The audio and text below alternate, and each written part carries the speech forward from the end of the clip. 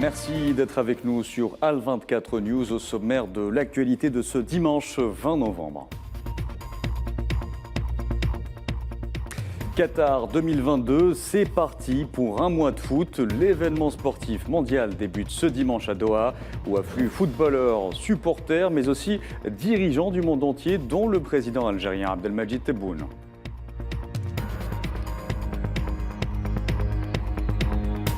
Élection générale en Guinée équatoriale, près d'un demi-million d'électeurs départagent Teodoro Obiang Nguema Mbasogo, détenteur du record mondial de longévité au pouvoir pour un chef d'État de ses deux rivaux.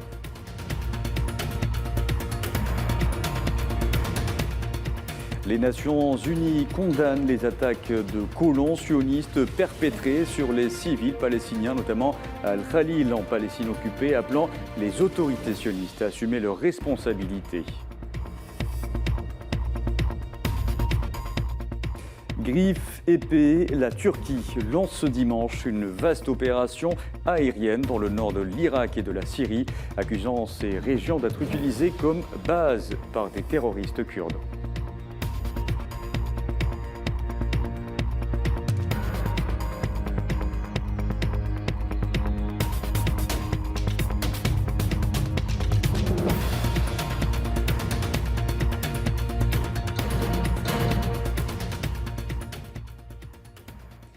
Bonjour à tous. Le monde vibrera durant un mois au rythme du football. À partir de ce dimanche au Qatar, le pays accueille la Coupe du Monde 2022. Et supporters, stars de foot, mais aussi dirigeants du monde entier y affluent, à l'instar du président algérien Abdelmadjid Tebboune, qui est arrivé hier à Doha pour assister à la cérémonie d'ouverture de la Coupe du Monde, à l'invitation de Cheikh Tamim Ben Hamad Thani, émir de l'État du Qatar, pays frère.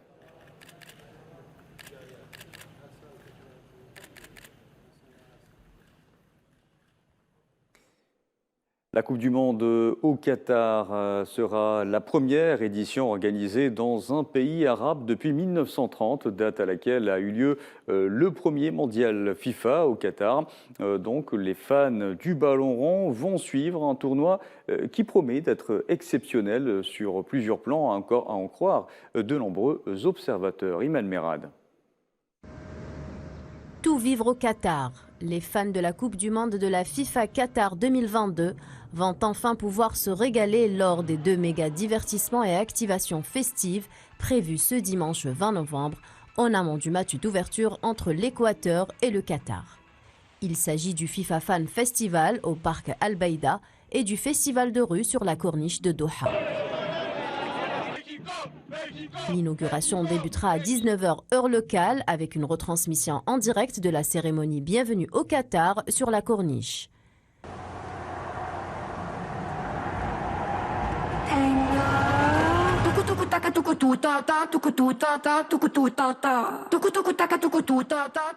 La star libanaise Myriam Fares et la star colombienne Maluma ouvriront la scène en direct avec des performances en solo ainsi qu'en duo en exclusivité mondiale de l'hymne officiel du FIFA Fan Festival, Tukataka.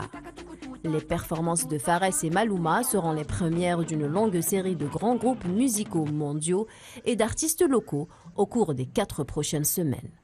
Les fans du monde entier vivront 29 jours de football, de musique, de culture et de style de vie, un véritable festival de football. En outre, de nombreuses activités de sponsors, des expositions dédiées au football et une boutique officielle de la FIFA attendent les fans du football. En plus de regarder les 64 matchs de la Coupe du Monde dans une atmosphère festive, les fans pourront profiter d'une aire de restauration avec des expériences culinaires uniques allant de la cuisine locale aux spécialités internationales. Des stations de jeux de football physique et numérique interactives seront également mises à la disposition des fans de tout âge. Un lieu incontournable à Doha, où les fans internationaux et locaux se réuniront pour célébrer la Coupe du Monde de la FIFA, un point culminant pour l'ensemble des fans, des passionnés de football, d'amateurs de musique, de gastronomie et de culture. Bouquet final, la ligne d'horizon de Doha offrira une toile de fond époustouflante offrant d'incroyables opportunités de photographie et de tournage aux visiteurs afin que chacun puisse immortaliser et partager ses moments forts de cette expérience de la Coupe du Monde. Si le Qatar est le plus petit État à accueillir une Coupe du Monde de football de l'histoire de la compétition, il est de loin celui à avoir le plus investi pour assurer la réussite de cet événement planétaire. À noter que la cérémonie d'ouverture de la Coupe du Monde 2022 se tient ce dimanche au stade Al Bayt d'Al Khor, situé au nord de Doha, avant le premier match entre le Qatar, le pays hôte, et l'Équateur. La rencontre sera diffusée en direct à 17h, heure algérienne. Et le mondial au Qatar se déroulera sans le nouveau ballon d'or. L'attaquant de l'équipe de France, Karim Benzema, a déclaré forfait après s'être blessé samedi à une cuisse durant l'entraînement, selon la Fédération française de football, à 3 jours du premier match contre l'Australie.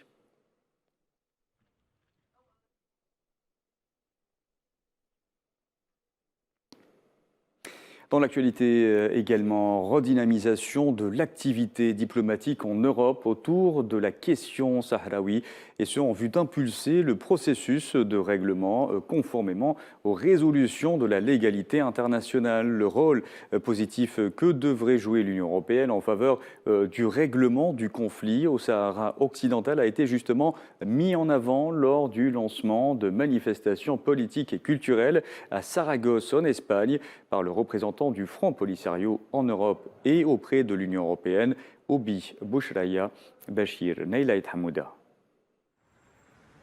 Malgré les tentatives visant à saper le processus de règlement au Sahara occidental au détriment de la stabilité et de la sécurité dans la région, le représentant du Front Polisario en Europe et dans l'Union européenne, Obi Bouchraya Bachir, a souligné que la position de l'Union européenne reste en faveur du processus.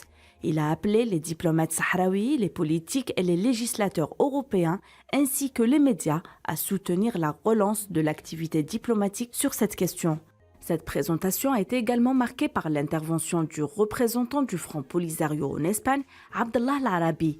Il a soulevé la question sahraoui d'un point de vue juridique et des droits de l'homme, en faisant appel à la communauté internationale et au peuple sahraoui de continuer à défendre la légalité internationale.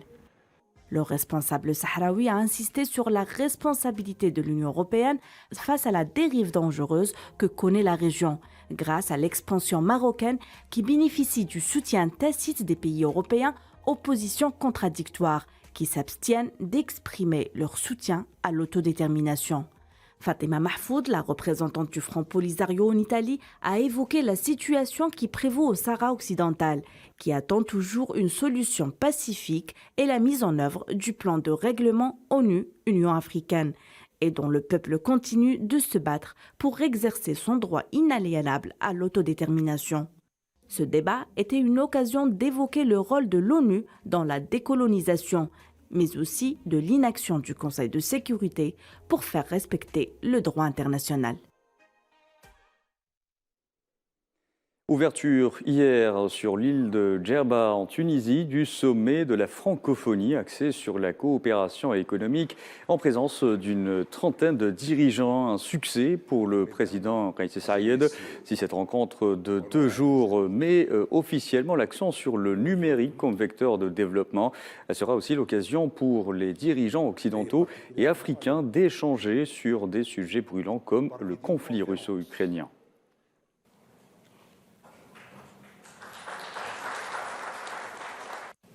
La tenue de ce sommet aujourd'hui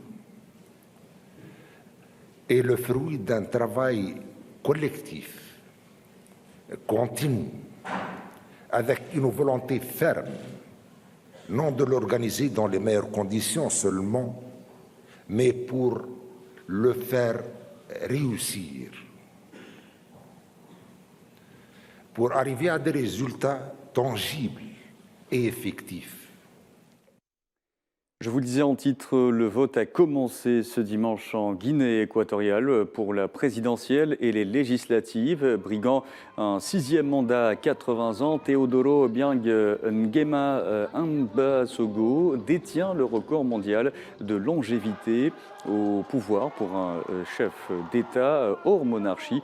Pour la présidentielle, Teodoro Obiang fait face à 2 candidats, Andrés Esseno et Ondo et Buenaventura Munsoy Asumo. Plus de 427 000 équato-guinéens en âge de voter sont convoqués aux urnes pour les départager.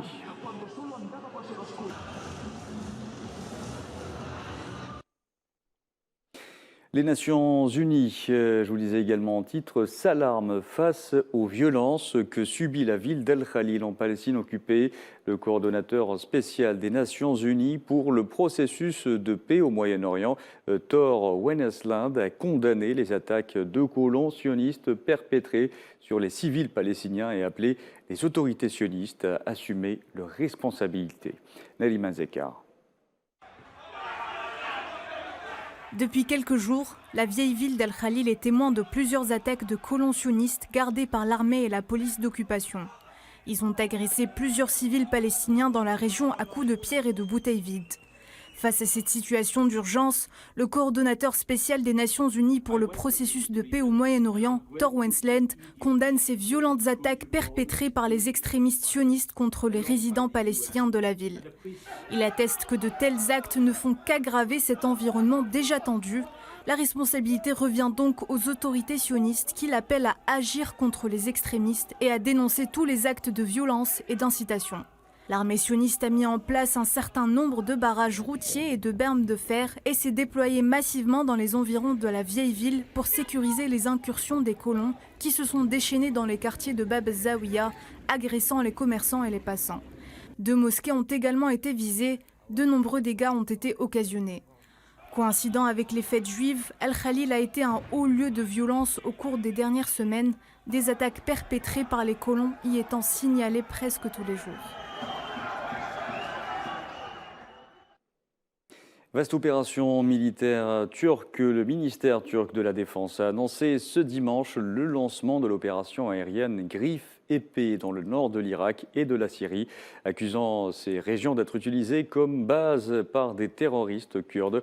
Les avions ont décollé de leur base. L'opération aérienne a commencé, c'est ce qu'a indiqué le ministère dans un communiqué, 1 semaine après l'attentat meurtrier qui a frappé une rue commerçante au cœur d'Istanbul, ayant fait 6 morts et 81 blessés. À l'issue de la plénière et de longs débats, les délégations présentes à la COP27 ont adopté ce dimanche un accord final appelant à une réduction rapide des émissions de gaz à effet de serre. Les participants à la COP27 se sont par ailleurs mis d'accord sur une résolution concernant le scandale, ou plutôt le sensible sujet des pertes et dommages. Cependant, le secrétaire général de l'ONU, Antonio Guterres, a regretté le manque d'ambition de la COP27 à Sharm el-Sheikh.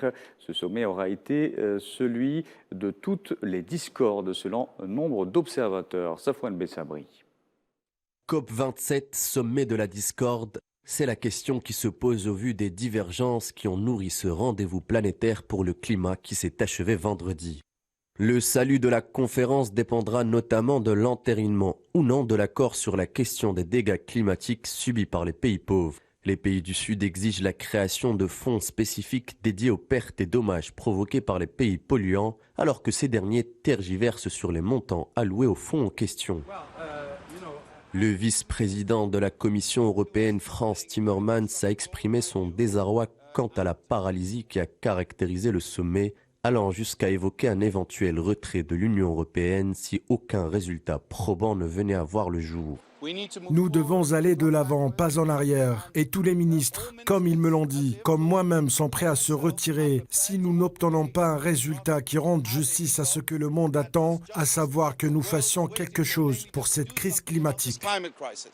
Toujours est-il que les engagements actuels sont encore en deçà des objectifs préconisés par les scientifiques qui ne cessent de tirer la sonnette d'alarme. Selon l'ONU, les mesures actuelles permettront au mieux de limiter le réchauffement planétaire à 2,4 degrés, loin des 1,5 degrés si souvent mentionnés. Et c'était la dernière information de ce journal. Merci à vous de l'avoir suivi. Vous pouvez revoir ce programme sur le site d'Al24 News ou à travers nos différentes plateformes en scannant le QR code qui s'affiche en bas de votre écran. Excellente après-midi à tous.